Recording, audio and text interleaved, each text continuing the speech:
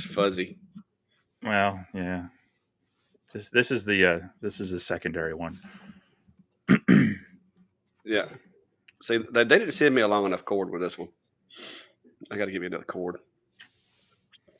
All That's how they right. get Wow, you. that was quick. That was quick. We got 7, 8. Wow.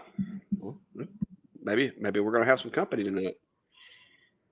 Maybe it won't be just me and you. Oh, Oh, somebody look. You know, made somebody mad and they left. There was 8. Now there's 7. the picture came up Good and it evening. startled them. Yeah, they were like, "What's this?" Oh, well, good evening, everybody. Well, there's 9. They may have came back. You may not have run them off completely. But good evening, everybody. Hope you got questions. I really need talk back in these headphones where I can hear myself. I feel like I'm yelling. What's up there, Jack in the shop? Mark. Let me see if I can put this full screen. Oh yeah, much better. Hello, Dana. Dana's been here before. I recognize that name. Michael, I recognize that one. Roseville, California. That's a nice little hop from here. That it is. So, so, so you were saying you were finishing up on that video. Any idea when you're going to release it? Well, if all goes well tonight, hopefully tomorrow morning, I'll have that video out on that Sculpin S30. So, Give me a minute. I got to put a new battery in this camera. Somebody told me it would charge without a battery. what? I'm telling you, got to get the right cable. I accidentally left mine on overnight, and it was still going off the cable. So, yeah, give me just a minute. I'm all gonna right. use my little battery backup thing that I bought. I haven't used it yet. Hello, Patrick, Might as well. Northeast Kansas. Michael's Fab Work. Question about Lightburn. Yeah, if you guys have questions, go ahead and start throwing them in there, and we'll start queuing them up. Yeah, I Otherwise, we'll just got to be. fix my camera. You got it until I get back, right? Oh, that's terrible. I started to put a hot battery in it, and I was like, "Oh, it should be good." So, Dina just got an X-Tool RA2 rotary, and she's going to engrave clay pots. That sounds like fun. I take it you must have seen Clack's video on them. You had some fun with that. It works. Michael says, I can't figure out how to show the project time remaining while cutting. Um, yeah, so in Lightburn, the time that it's showing you is kind of a little bit dependent on the machine. So like if you're using the X tool, it's showing the time remaining to stream the file to the laser, not necessarily how much time is left on the laser and how long it's gone. Hey, So, oh, you're back. I'm back. Yeah, I'm using my. I'm hoping it doesn't burn my camera up. I haven't tested it yet, but I'm using my little battery that you plug into the wall, dummy battery. That way, I don't have to worry about it no more. But, So I don't know if you heard that. So Michael's Fabric was asking. He's in Lightburn. He's trying to figure out how to show the project time remaining while cutting, and depending on the laser, I know like with the X tool, that progress bar that it's showing is actually the time that it takes for it to stream the file to the laser, not necessarily the actual time remaining on the job. Because you'll actually see as it gets closer, that bar will finish while your laser is still going. So I don't know if you've played around with that on any of the others to see if it's more consistent or not. yeah, the best thing I can tell you is if you'll do the preview and look at the preview, that's generally pretty close. Now it's not. I mean, I wouldn't count on it being to the minute, but that's generally pretty close. So I don't look at the time down at the bottom. I just look at preview and then kind of you can set a timer on your phone or whatever if you want. But And even that one, you want to make sure you read your machine parameters first, so Lightburn can read from the actual laser its parameters. Otherwise, it's making a best guess off of what's set up in the software. But yeah, then you'll get an overall preview before the start of the job. But yeah, it's there. It's not the best at showing time remaining. No, Mark, actually, he's talking about it was kind of chilly in the shop. Actually, I just wore a hoodie to make Steve feel better. It's like 70 degrees or so. I think it's cooling off now. It's probably in the 50s now, but every time I wear a t-shirt, Steve gets butthurt about it because it's so warm here and he's up there shoveling snow. Yeah. So I decided to wear a hoodie because he made a comment on the last video I did about my door being open. So, but no, it's actually pretty warm today. Let's put it this way, the honeybees were out today, so it's pretty warm when the bees are out flying. Had to go put some more bee food out. Well, Question about Lightburn. In fairness, it did break into 40 up here too. So, Oh, see there, look at you. I was running around outside in shorts and a t-shirt, right? Yeah. So Michael, you said it's on an OhmTech. Does your panel on the machine give you a progress on that as well? I know mine does, but I'm not sure what panel you might have on there. So there again, the software sends the file to the laser controller, and then the laser controller from there should be able to read the time on that. But I'm not sure. There again, if you want to get it from Lightburn, then you want to make sure you have it read the parameters of your laser before getting that estimate, and that should help get that timing down a little closer. Yeah, the preview is not 100% accurate. Jack, I've got several videos. I actually have like 3 or 4 enclosures with different camera setups that I'm running. Cameras, in my opinion, are kind of task specific depending on your enclosure size. The wider angled lenses are necessary the lower you get to the ground or to the workspace. So I've got some fish eyes and I've got some flat lenses that I run. What's this one? No, I don't use the pre-stain conditioner. I mean, to be honest with you, if it's a high end one that I'm making for somebody, maybe. But if you got good dry wood and you sand it and then you get a good enough finish. I bid these things out, the ones that I do for Clayton, which I've got quite a few of them. Hang on, let me swap to my other camera view here. See if I can do this without making y'all sick.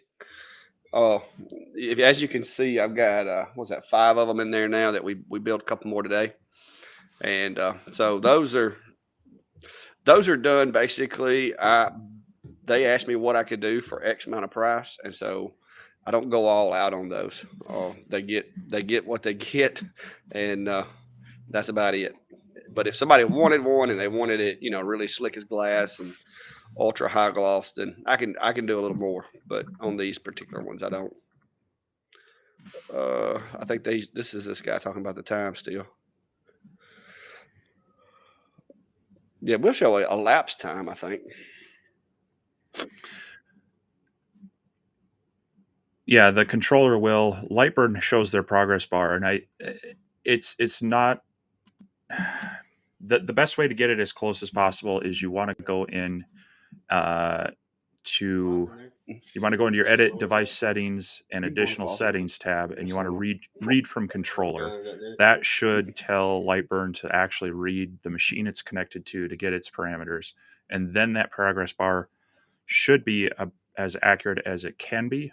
But depending on the laser, some of it will still stream in and be off. But okay, I see it.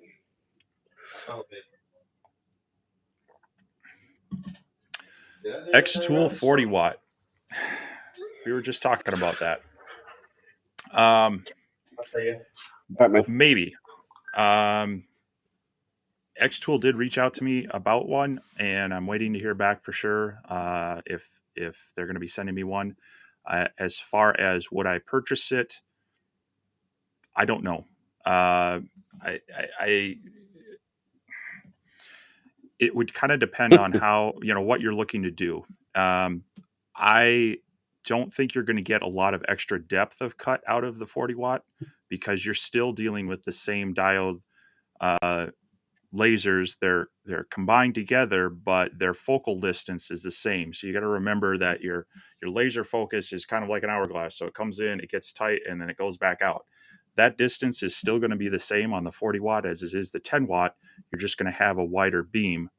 And to throw more power at that, you're going to get a little more depth out of it, but it's still going to come out of focus at about the same distance. So if you're looking for it to cut deeper and thicker material, I don't think you're going to be as happy with that as you would be at that point jumping up to a CO2 and being able to adjust your focal length, your focal lenses.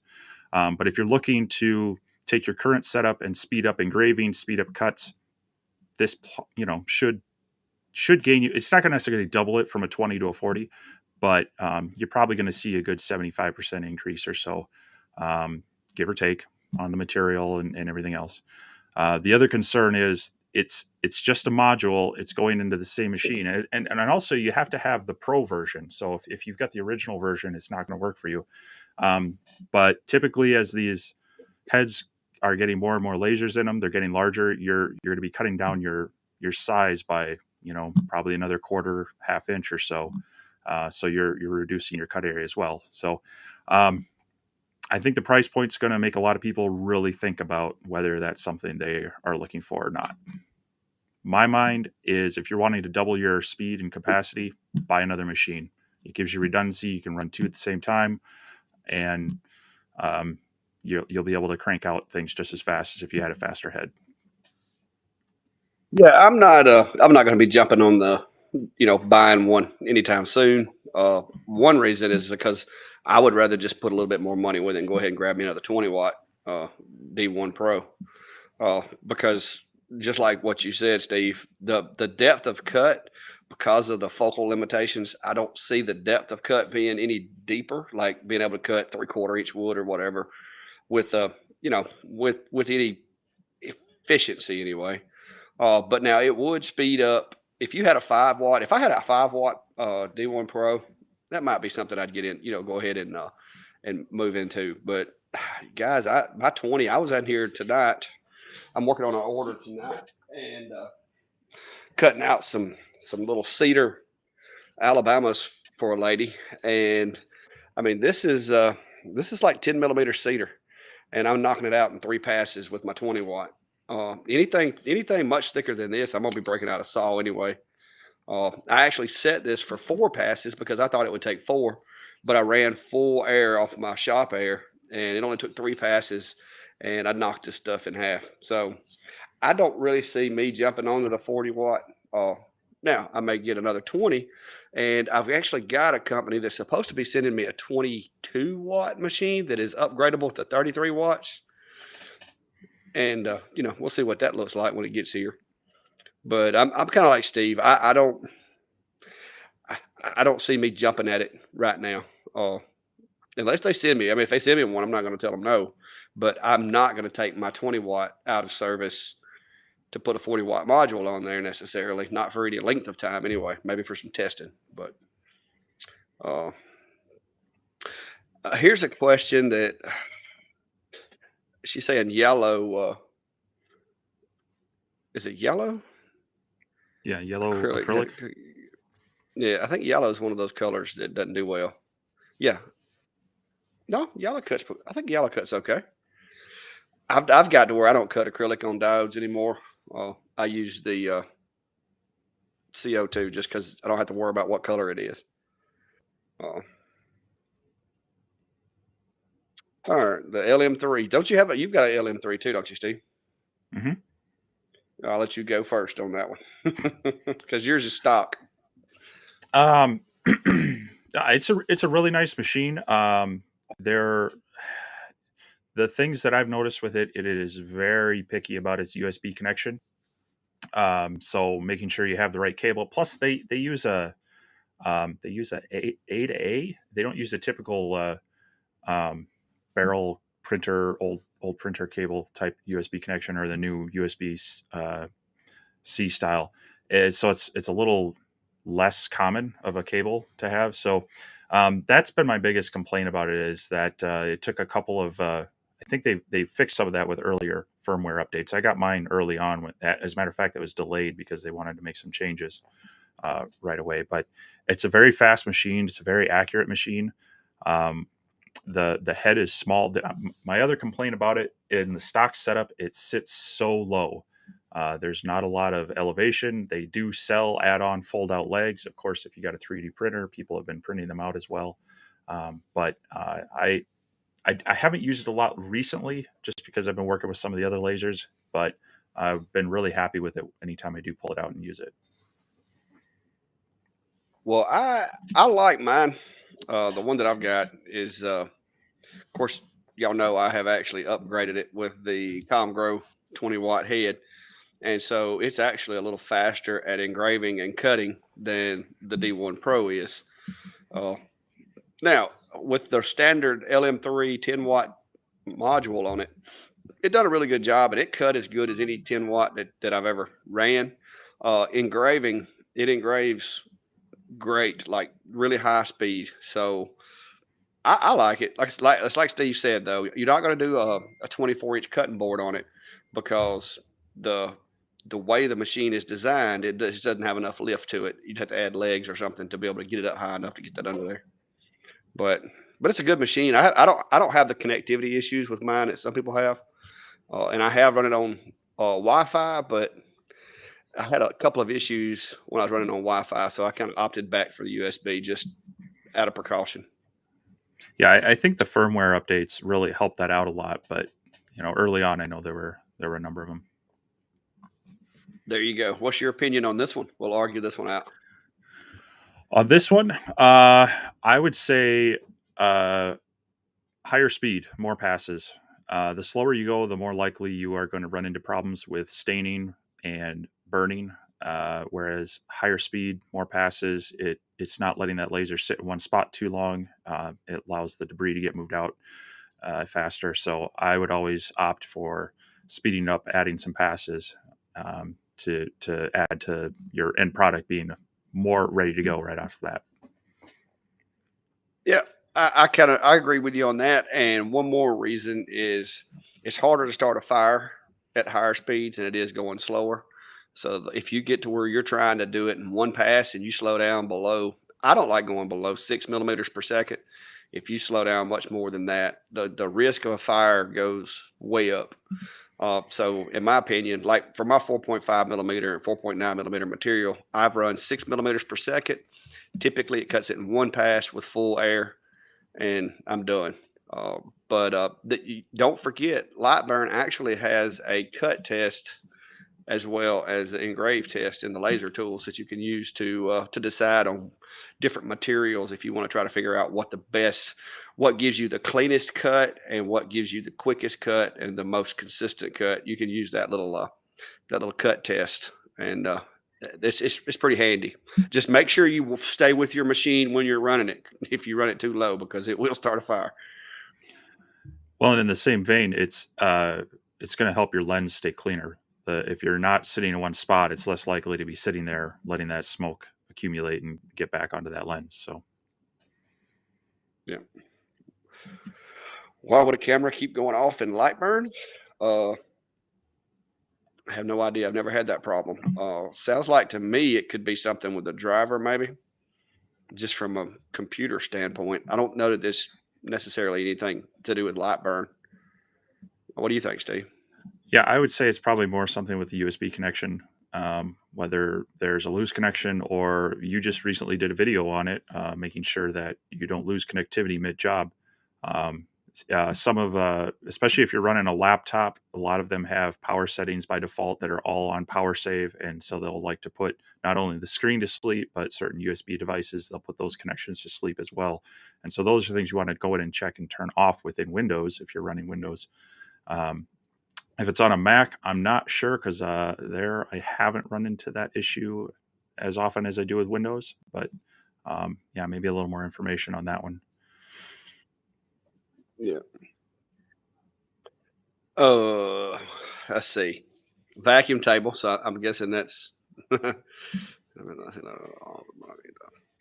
Mine, when I built mine, I didn't put the holes all throughout the bottom, and the reason is a mechanical machine running across the top of a surface is a little different than a laser. I didn't want any holes directly beneath where the laser beam goes, because when you get that, if you get that fine dust in that box in the bottom of your enclosure, and then you introduce enough heat, you can get those little micro explosions. And if you've got enough of that wood gas in there, it can actually rock the table. I've had that happen before when I was developing my vacuum table design. And that's why I only have the holes outside of the work area along the edges is where mine pulls the air in. And that's just to keep that laser beam from going down through one of those holes, through the honeycomb, through the hole into the bottom of the chamber and causing a fire and a miniature explosion inside there. But that's my opinion. There's one question you may have missed down there from Mark Patterson. He's asking about rerouting the cables on an X-Tool D1 Pro because his machine prevents the gantry. The cables on his machine prevents the gantry from reaching the limit switch. Now you've got more experience with the Pro machine. Thoughts on that? Yeah. Matter of fact, let me see it. Let me get my handy little camera here, guys. My to-go camera. All right, let me get over here. All right, this is hang on. This is the way that I've got mine. I went in and these little holes were already in the gantry, and I used these little brackets to hold it up on top so that when it goes to the back, it can actually go all the way back. Now, right here, you've got to kind of make sure you get it to where it can go flat. But I don't have any problems with mine hitting the limit switches, as you can see. But I did a video on these, and this I included the size of these screws. Those holes are already there. I did not drill those. These are just metal cutting screws, and they cut themselves in there. So I didn't think about it, but my audio was probably terrible over there, wasn't it? Well, it wasn't great, but it was okay. We understood you. But that's what I did for mine. So I don't know if that helps you, but I don't have any problem with mine hitting the limits. It hits the limits every time. So I hope that helps. Wayne Atchison from Alabaster. I know that name. Yeah, Wayne. Yeah, pretty sure Wayne's. Aren't you like a principal? I think that's where I know the name from. But yeah, the another reason why, like I said, I'm guessing. I don't know what he means by lemonier across the table. I'm not sure what that means, but you want to keep the airflow. You want to keep the air flowing away from the laser too. Whenever you're putting whatever your exhaust system in place. I don't have a lot of scorching. You can see here some of my. This was a oops today when I was cutting out some boxes, and you can see the that's running air assist on the engrave, but you can see the cuts. Cuts are clean. There's no staining or anything on the cuts. I was making boxes. My wife was organizing the medicine cabinet, and so she's like, "I need some boxes." So yeah, I made some, and that's for over the counter medication. So she got into spring cleaning today, even though it wasn't spring. Yeah, it's only mid-January. It's still winter. Well, it felt like spring though, in her defense. Yeah. All right, look off to the handy cam again. All right, guys, it's under here. It's under the bottom of the machine. You can see it right there, I think. But it comes in through the floor of the machine, through the table. I actually cut a hole because I built the table, so I cut a hole through the table, and it comes up into the bottom of the. I've got like basically a 3.5 inch air gap underneath the workspace, and it comes up through there on the far right side of the enclosure. It's maybe one day I can build one and actually like do a drawing. Now that I've learned how to do that, but yeah, make sure I had that. Okay, sorry, man. Autocorrect. Turbulent.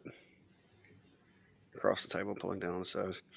Yeah, I mean, the way the air moves inside your enclosure is very important. Like Steve was saying, you don't want it going across the laser head. You want it to avoid coming back up into the nozzle. That's why I run air assist all the time. It's because I would rather do a little sanding than worry about all that gum and stuff like that getting on my laser. So yeah, I mean, my rule of thumb for the enclosure is depending on where I have my air outlet, I kind of want the inlet to be focused mostly on the opposite corner of that, because you want the air moving across the either the surface or underneath or both, to really pull that smoke away. Because if you have, say, your outlet on the back right side and you have your inlet on the front right side, you can actually kind of get a more of a current just on one side and not so much air being drawn from your left side. So you kind of want to divide it up a little bit so you get enough airflow in across, and even though it's coming to a point. So that's where on some of a lot of the larger lasers, they will have the air exhaust down below and often in the back, and it's all just kind of funneling from the openings on the front and the sides into that back corner. So it's just really moving it. So it's a combination of making sure you're directing your airflow properly, and then having enough airflow through. You want to, a lot of people worry too much about sealing up their enclosures, but you want to make sure you open it up enough where you need to draw the air in so it travels across your working area. It keeps that smoke and debris from collecting, and keeps it moving back and down. Yes, your intake needs to be able to supply enough volume for your fan to operate at its designed volume of air. And if you restrict the intake too much, you won't get that. Vacuum's a little the vacuum table's a little more forgiving with that because it is built to kind of deal with the pressures, the back pressure on it. But these most of these fans aren't really made to generate pressure. They're made just to move a high volume of air. Mm-hmm. So you'll actually now this Han and Guan that I've got, I will have to say now, since I've upgraded that fan, I haven't had any problems. That thing's got a lot more flow, and if it does start getting a little bit of back end resistance, you can actually hear it almost like it's changing gears, and it'll keep moving air. So that was that was one of those freebies that I was glad I got. Started to build an enclosure, use a cabinet. Yeah, I see a lot of people using cabinets, and I mean that's one way of doing it. Yeah, it doesn't have to be cabinet. fancy. It doesn't have to be fancy. So, well, everybody got quiet. We've done answered all the questions. We have come to the end of the questions. But yeah, tomorrow hopefully I'm gonna get out and do some fun stuff now that the weather's breaking. Like I said, the honeybees were out today, so I'm guessing it was pretty warm. I didn't even look to see what the temperature said. I just knew that when I went out this morning, it was kind of hoodie weather, and then about midday, it got down to where it was like t-shirt, optional hoodie. Dresser even works on its side. Yeah. Pretty much anything that has 3 sides that you can add a lid to. I mean, you can use. I wouldn't be surprised if you couldn't use one of those little plastic totes. I mean, you just got to be creative. Those things are hard to cut. They split real easy. But mm-hmm. I'd love to have me one made out of checker plate aluminum. I think it would be really cool, but I don't have the tools to fabricate something like that. Maybe one day.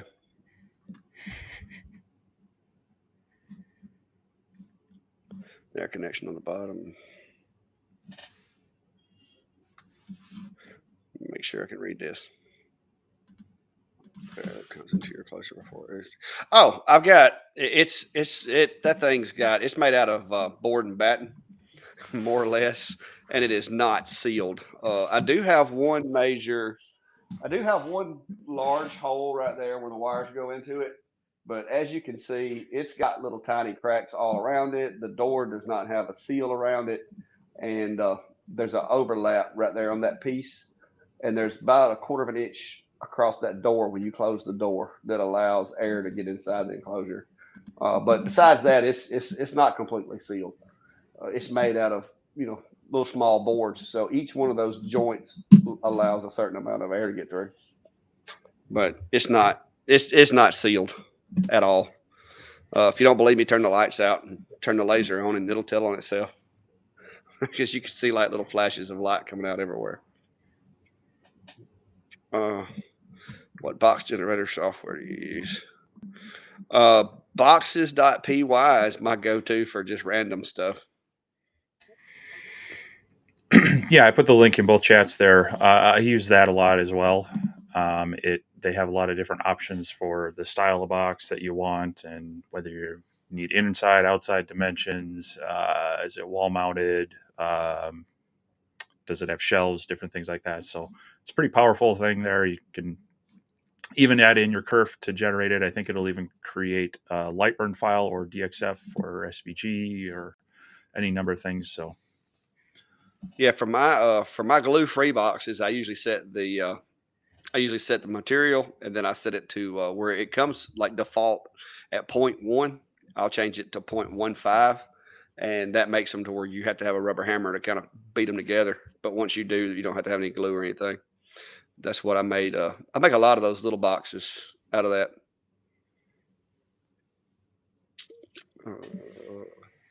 Source wood for cutting boards. There you go.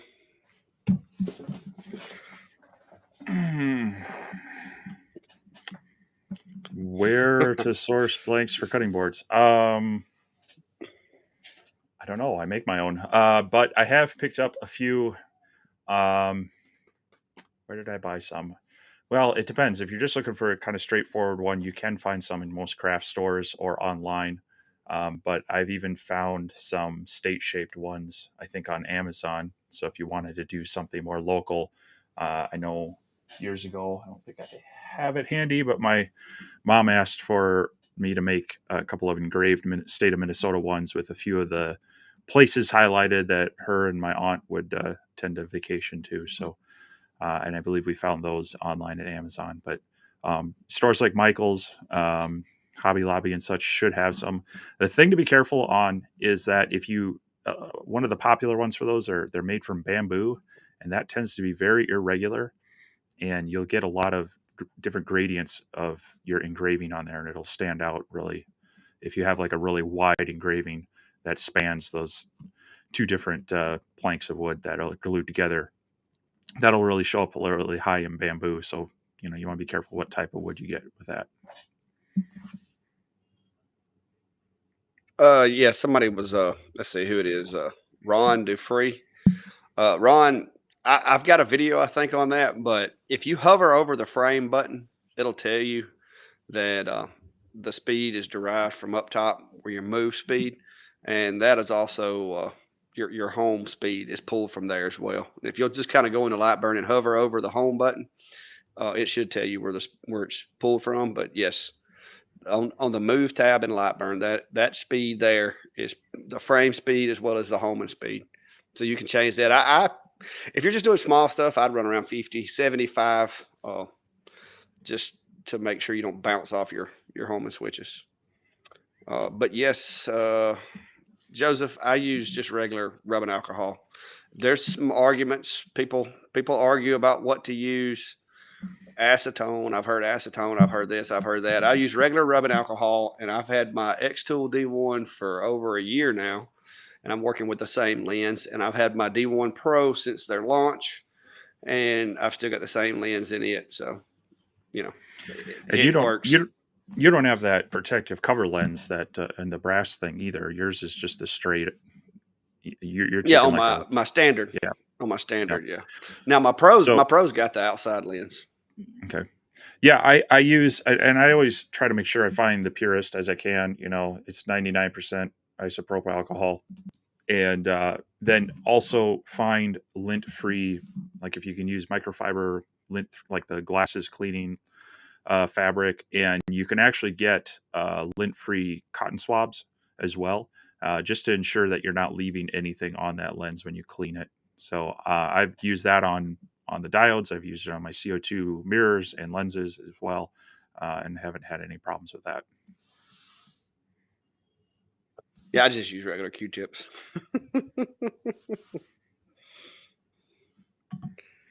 Yes, I clean the lens every time. I mean, if I run mine real heavy, I clean that external lens.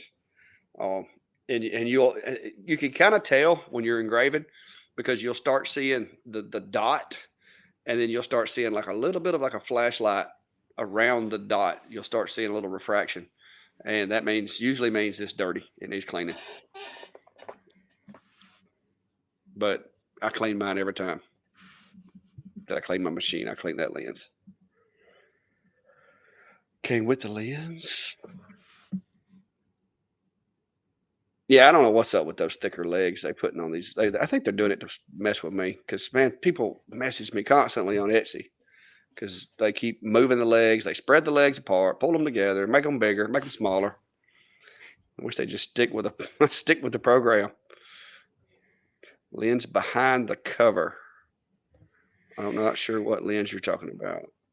So there's the actual focal lens in the module, and then there's that cover lens that's the one that everybody talks about burning up and replacing, that you don't have on your original, but you do on the 20. So yeah, no, I don't. I haven't ever done anything to the 10, and it doesn't have that outside lens. But my 20, I cleaned the external, the little protection lens or whatever. I have threatened to take that thing out and throw it away, but sure as I do, there'll be some kind of design difference in the machines, and it won't last like my 10 watt has. So I've left it in there. There you go. I'll let you have that one, Steve.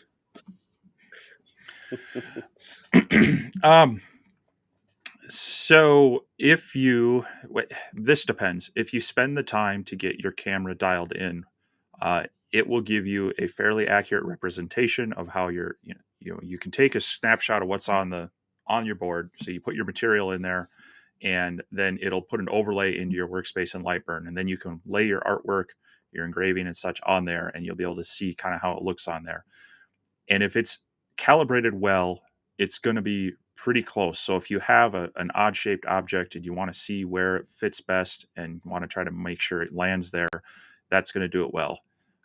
However, it's never going to be perfect. There's always minor deviations. We're talking, you might be off by a millimeter or so. So I wouldn't use it on heirloom, one of a kind, can't replace it items. If it's something you can't replace and it screws it up, first off, I probably just wouldn't even touch that with my engraving. But there's always the chance with that it's going to be off a little bit. And if it's super tight, like if you're trying to get a circle that's within 1 or 2 millimeters of an edge of your object and it's off a little bit, you're going to notice that. If you're a 1/4 inch in, you might not notice it. So it also allows you to put, if you have a piece of material that's got a lot of random stuff cut out of it, you could then move things around, say, okay, cut one of these out of this spot and over here. So that'd be some of the benefits to it. But, I always put that caveat in there. Really know your calibration, how well it is before you dive into any really expensive material. So hope that answers it. I don't know. You got anything more on that? Well, the cameras are a great tool. All right. I mean, it gives you a good visual look at, when you're building, like if I'm building a design for a cutting board or whatever, it kind of lets you kind of peek at what it's going to look like when you get done. And it also, that way you can kind of, proportion your design to the workpiece. And mine are pretty accurate. So a lot of times, like if I'm cutting out of a sheet of, like, say if I had this sheet of material, and I'm trying to use this because I got a little extra up here. I can throw this in there and I can get within 5 millimeters. I can throw a design and cut it, and normally it would work fine. But occasionally there may be a variation, and so it's always best to frame before you cut. Use the camera to kind of get you in the ballpark, get you close, but never hit the burn until you've either physically framed it or if it's something like I actually do a lot of those things. Like I've had $1,000 pieces under my laser. I've had, brand new iPad Pros. I've had those things under my laser, and it does kind of give you a little bit extra pucker, and you do kind of get that adrenaline rush because it's like, oh my gosh. But I frame. And if it's something that I know that I need it to be in exactly this spot, I measure, I mark my center, and I set it to run from current position. And I use the laser dot or the crosshairs, whichever machine I'm using, to line everything up and get it perfect. And then I'll launch it from current position. That way, I know exactly where it's going to go. But I still frame before I run a burn, because like a lot of times I'm moving machines onto the table or over here, and it's a good idea to frame, because if you do have a airline that's binded, or like some of these guys talking about with your cable management, you got a cable that likes to snag. It's better to see that in a frame than it is to see it once you hit that burn button. Uh, we got hit pretty hard with the questions. No update on. I think you're talking about my M40. No update on that. I've been busy. I haven't got around to it. I apologize. But I haven't even used the M40 lately because I hadn't been fooling with any acrylic. I did see a guy on one of the, I think it's a K40 Facebook group, had posted one where he basically mimicked the workings of a CO2 and a larger machine. It's got the 4 posts. He's got some quarter 20 bolts. He 3D printed some corners and some gears, and he's just waiting on the belt assembly. And so there's a belt that's going to go around the outside, turning all those screws at the same time to lift the bed up and down.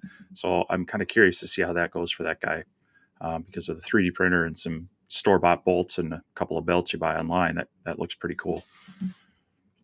Yeah, I know. Was it Cloud Ray? I think Cloud Ray makes one. I think it's Cloud Ray. One of those companies actually make one that's similar to that. I'm sure they want a mint for it though. Yeah, it was a couple $100, and it was a DIY kit too. So it wasn't like it came in a box and you just put it on your machine. You had to buy parts yourself, and yeah, I looked at it, but I was like, no thanks. Yeah, there's a lot of different cameras out there, guys. If you can find, I use a lot of the Amazon cameras. They're only like $30-$40, but they work. But yes, you can engrave an iPad or iPhone. Some of them. I can't say all of them, but the ones that I've had, I will say you can. I've done iPads, I've done iPhones, the MacBooks.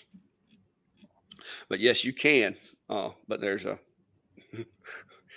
make sure you put it where you want it, because you can't undo it. I've done things upside down. Oh, yeah. I'm bad to do things upside down, especially if you've got an odd shaped item that you're trying to do. But that's why you frame, and it's not a bad idea if you got somebody else standing around, have them look at it and make sure you got it right.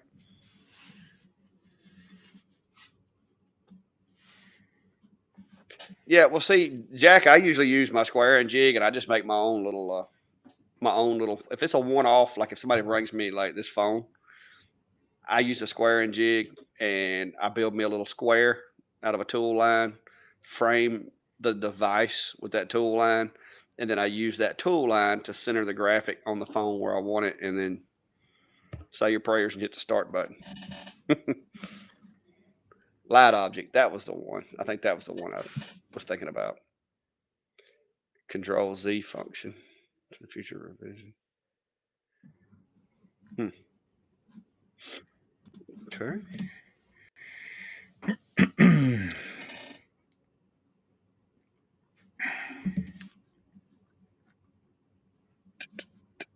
The laser. Well, it is that easy there, Jim. It is that easy. You just got to get it lined up right. I've never used one. How about you, Steve? Nope. I think, yeah, you're right. As far as something for personalizing things on the go, a small portable fiber style lasers, it would be ideal to be able to crank them out pretty quick. I've heard that thing's slow though. I've heard all the videos are in fast forward. Yeah, I mean, any of these sub $2,000 fiber lasers are generally going to be what are they, about 2.2, 3 watt ones, and they're not quick. It's kind of like putting the IR module on the X-Tool D1. Yeah, it'll do the same as a fiber laser, but really, really slow. If you're looking at a fiber laser, you're 3,000 plus to get into that 20 watt, 30 watt range to start. So, but yeah, that if you're looking at especially engraving metal or customizing things at a fair like that, those typically are going to be a nice style because they have a good preview and it's compact, easily taken out to places like that. Okay, James, I'm going to step out on a limb. That is a bad idea. This is my opinion. I, I don't agree with that. I've seen people do it and I've heard people talk about it. But all it takes is a little too much power.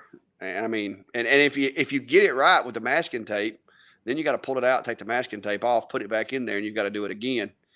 Oh, like I said, just frame. Learn how to build frames around things, and then use the frame to center your graphic. It hasn't failed me yet. So, what do you think, Steve? Are you one of the masking tape guys? Well, it depends. Again, if it is that unique of an item, I am going to probably set up a jig. I'm going to test it on some cheap material first, and then get something placed. But I have used masking tape on items in the past, especially if it's pre-finished item. I actually did a video on engraving a pocket knife. So a colleague had bought a pocket knife. There's a Swiss Army knife that had walnut blanks on it, and they were pre-finished, and he wanted them engraved with a couple different things for some gifts. And so I actually did use the masking tape, which did two things for me. It allowed me to kind of quickly test it, and then all I did after that was increase my settings or reburn it. And it'll burn through the masking tape and then burn your image. But it also applies that mask so that I don't have to clean it off. You have to weed out any of the pieces from there, of course, but there's no residue left on there. So I can see where you'd want to do it. I know people have done it on like tumblers to test orientation, especially on some of the rotaries where you might inadvertently have the image flipped. But yeah, if you've got to take it off and then remove the masking tape, it probably isn't helping you as much unless you're able to jig it in there. So I'm a yeah, it can be helpful, but not always. Yeah. Yeah, like I said, I build jigs. I've got to where I can lay out most anything, and using my camera and setting up a circle or setting up a square or doing a custom shape. You could even take the camera in Lightburn and take a picture of something and basically create a line in Lightburn the same shape as whatever it is, and then you can use it to kind of lay out a jig and set up your design.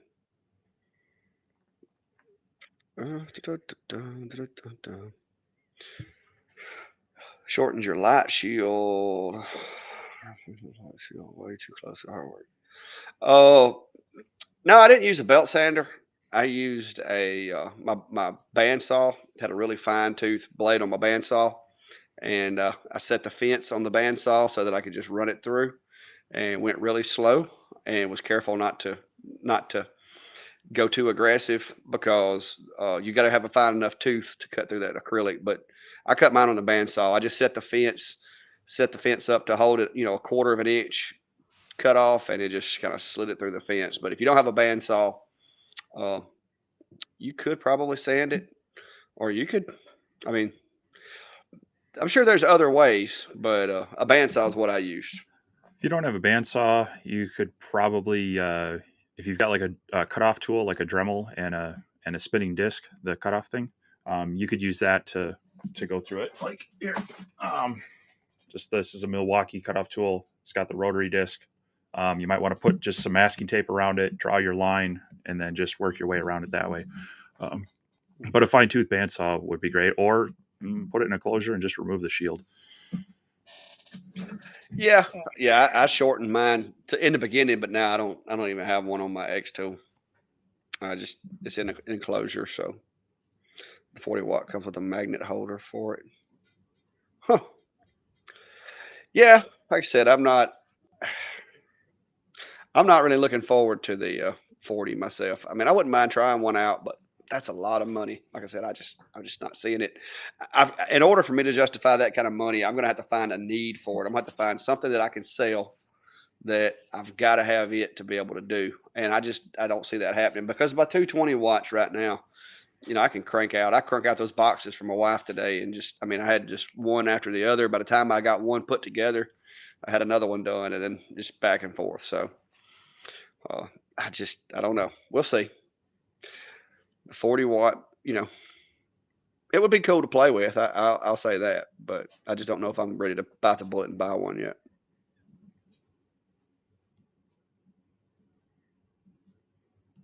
Yeah, I mean, it's not a bad idea to have that thing on there, but now if you shorten it too much, you might as well leave it off.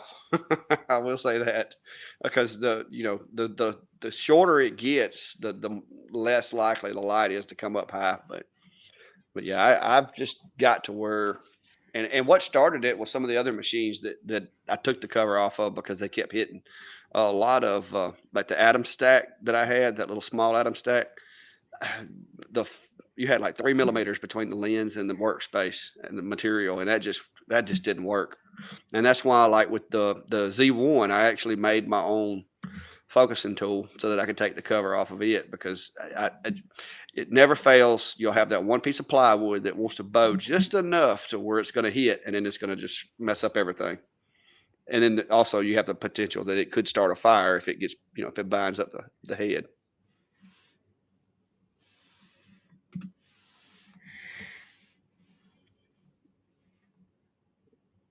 Yeah, if I need to cut 3/4 inch wood, I've got a bandsaw. I've got my scroll saw, some jigsaws, and other saws. I mean, don't get me wrong. It's like Steve said, because it would be faster. I'm guessing you could probably cut. I could cut my 4.5. I could probably speed it up. I would say probably at least to, I don't know, 9, maybe 10 millimeters per second, and rip through it with a 40 watt. But you're going to lose workspace. So the sell off really isn't appealing to me right now. You could also get a CNC router. I went over to Tip's house, my buddy Tip. He does it here. He's a retired Army guy, and I went over to his house the other day, and I was drooling all over his.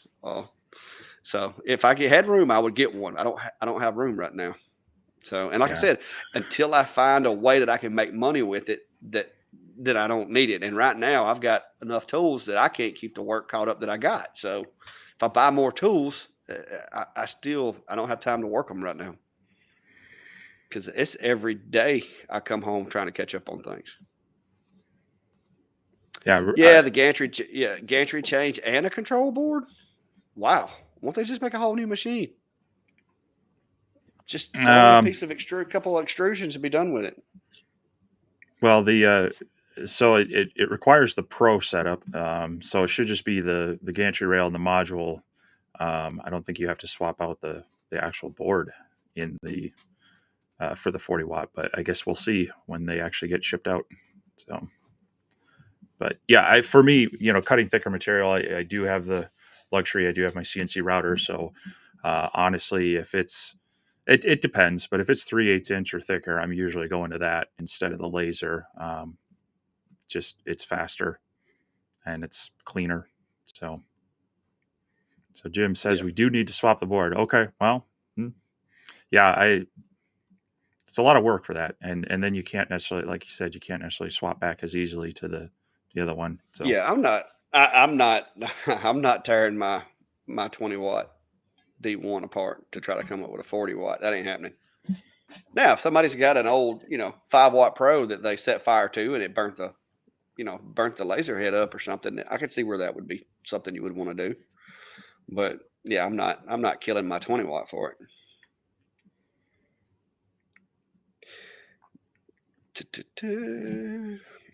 Templates out of 8mm MDF. That's pretty thick. I never really fool with MDF much. Is that with a laser or with a CNC router? Because I've I've done it on both, but yeah, making templates is one nice thing, and then using the router to actually make your cuts. I've even done that with the CNC where you'll cut down about halfway through a board and then just use a flush trim bit to finish it out.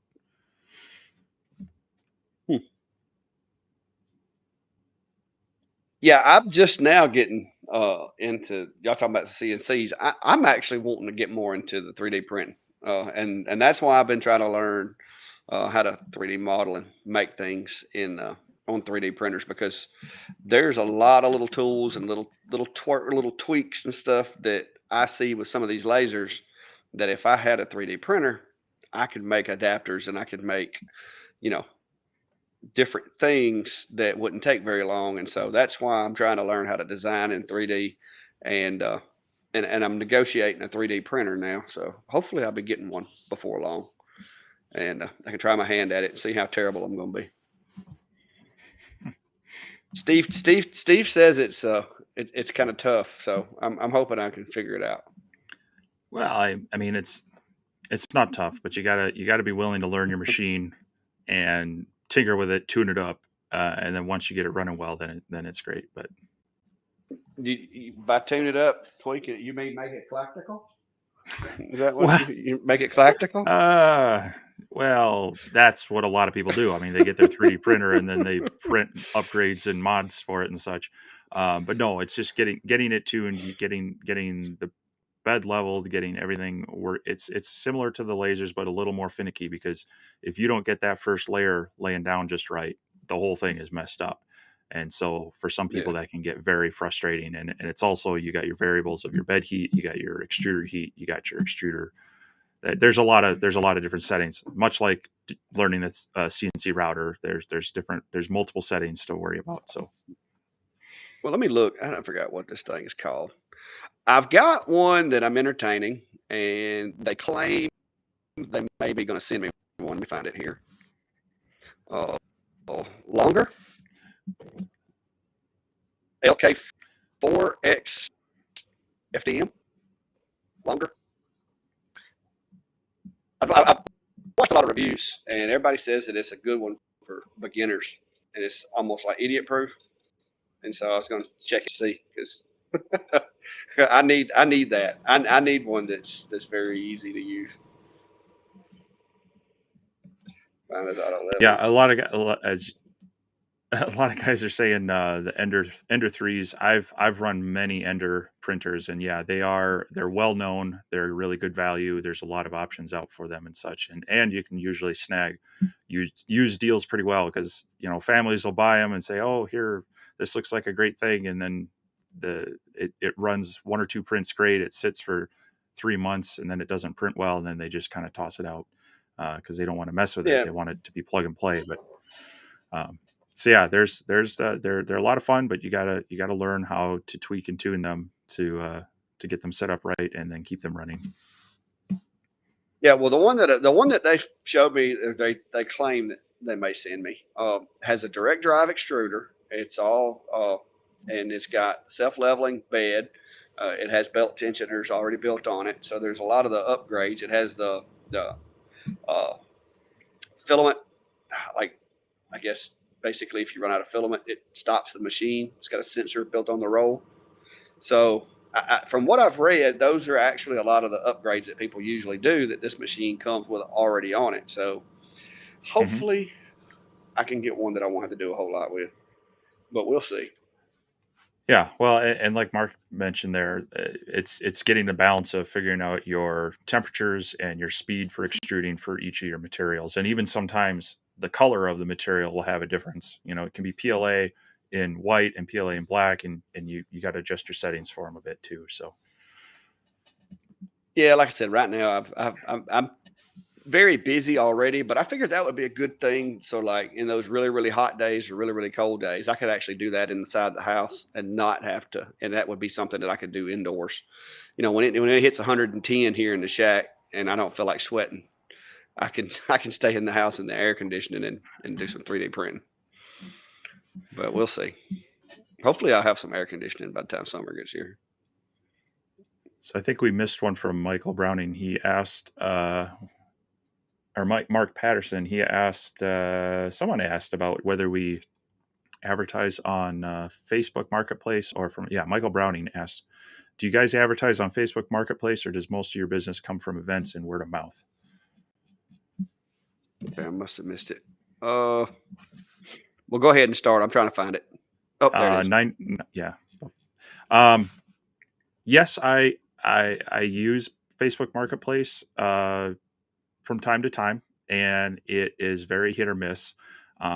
What I find is better is if you have local groups that are maybe focused on, maybe you have a community small business group, or you have we have like a handmade crafts kind of group.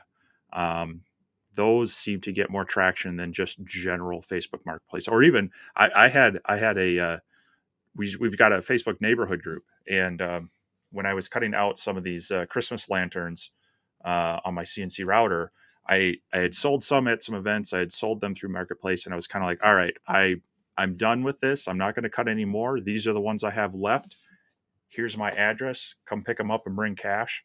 And then I think even then I ended up cutting a few more because I got so many requests for them just from the local neighborhood group. So it is a good tool, but it's very hit or miss. Some people have said, yeah, I put this out there and I can't keep up with orders. I'm so tired of cutting these things, but it's bringing in the money. And the next person will try the same thing in their neighborhood. And they say, well, I cut 25 of them and I've sold 8, and now everybody's getting them for gifts for the rest of my family. So, but nothing beats getting your product in front of people at events, or through word of mouth from friends and family, coworkers that make things for them, and then they get their ideas or they show the stuff.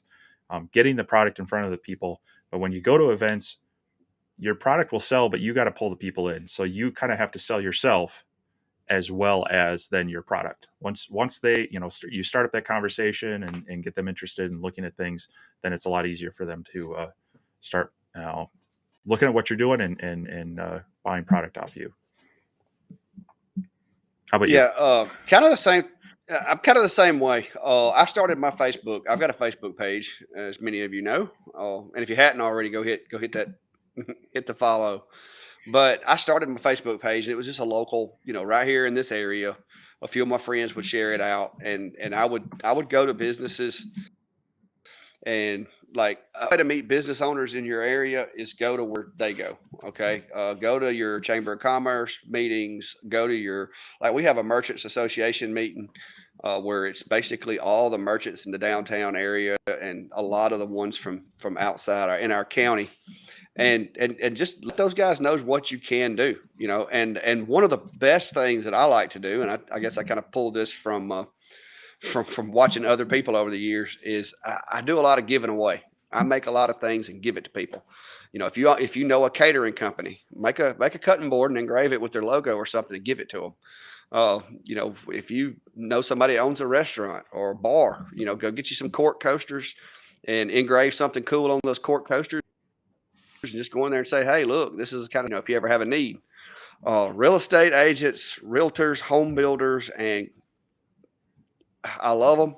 Clayton Homes, the folks that I make these stove covers for, which is a manufactured home dealership. Those places, like, they do housewarmings with the stuff that I make, these stove covers. And it's, y'all know, that's all I'm always doing. And I got like 5 sitting there now. And I promise you next week, they'll order at least 2 or 3 more. So I can't even keep those things caught up. So I really don't have time to do a lot of other stuff some weeks. But find what sells in your area. Go to your flea markets. Go talk to the folks that run like the little thrift stores or the craft stores. Find out what people are looking for, what people want. And if you got a place like my friends in Clanton at Rustic Relics, they have a lot of booths in there where people sell things. And look and see what kind of stuff are in those booths and what kind of stuff is moving. But you just got to learn your market. Each market's different. No two markets is the same. Steve's like, what do you do with a stove cover? You know what I mean? Because up there, that's not something that people want. But here, there's another. I found out the other day that there's a company that's about an hour and a half from here that has started doing stove covers, and I'm not gonna call their name because I haven't got permission. But I saw their Facebook. It popped up in my news feed, and it's my stove cover. Like the dimensions, the measurements, everything about it is my stuff. The design is very similar, but I don't care. I wanted people to take my ideas and make money with them. They're like an hour and a half, 2 hours away, and they're selling them, and they're actually selling them a little more than what I'm selling them for. But the community they're in is a little more of a high end community, and people will pay that. Plus, I do a lot for corporate, like business type customers, and when they're buying 30 a year from me, they're going to get a better deal than the person that buys one from me in a lifetime. But yeah, you got to learn your market, guys. I mean, that's the big thing. I've tried shipping them, but you don't want to pay for it, guys. You do not want to pay for one of these things to be shipped. I've had people ask, and shipping is massive, and I can't knock enough off my price to make it doable. I think they wanted like $65 to ship one of these things to, I think it was California, where the lady was wanting me to send it to. Well, And yeah, it's just sell it as you just sell it as a kit. Yeah, well, it'd be easier that way. But I mean, the thing about it is you can go to the hardware store and pick up the lumber and do it yourself a lot cheaper, and you can do it with minimal tools. But yeah, I had a lady just want me to send one, and I wanted to send it because I thought it was cool. But when I got to the post office, I was like, no, never mind. So, well, it's an hour and 6 minutes, and it appears that everybody's questions have played out. So, as fun as it's been, guys, it's starting to get cool in here now. Steve's done jinxed me. My heater went out. Wood's burnt up. What? Why you said it was 70 degrees today? What do you need a fire for? That's Alabama. I told you the only thing more unpredictable in Alabama is the women. All right, you got the weather, and then the women. that's the most two most unpredictable things in the world is Alabama weather and Alabama women. And she's probably watching, so I'm gonna get it when I go inside. But no, it's not cold. Siri, what's the temperature outside? It's 42 degrees outside. See, it's 42. It's still warmer than it. I was happy when it got to 40 up here. Yeah. Well, I appreciate you guys. Like I said, we're going to keep doing this if it's something y'all are interested in. I think we had enough viewers to make it worthwhile, and everybody seems to get some information from it. I've been trying to get Steve to do like the polar bear plunge or something on one of our lives, but he's not biting. We've got 10,000 lakes up here, and I'm not jumping in most of them, even in the summer. Forget about that. Yeah. All right, guys. But yeah, same place, same time next week. So save up your questions. And in the meantime, guys, like I said, myself and Steve both, we both have a Facebook page. And go hit the button, like, follow, share, subscribe, all that good stuff. Because like I said, we are a lot more reachable through Facebook because you can message Facebook. YouTube really doesn't have that. I'm sure it's probably coming, but YouTube doesn't afford you the ability to message us. So if you'll hit those Facebook pages and just go ahead and hit that follow button, you can keep up with us a little better. We do run the stream on Facebook as well as YouTube. In the event that one or the other is having issues, you can catch us either place. But that's all I got, Steve. Nope. Glad it's a short week. Going to get a little extra done tomorrow, I hope. Hopefully I'll get that video dropped tomorrow. And looking forward to seeing everybody next week. Yes, sir. All right. Y'all have a good one. And until next time, be safe. Have a good day.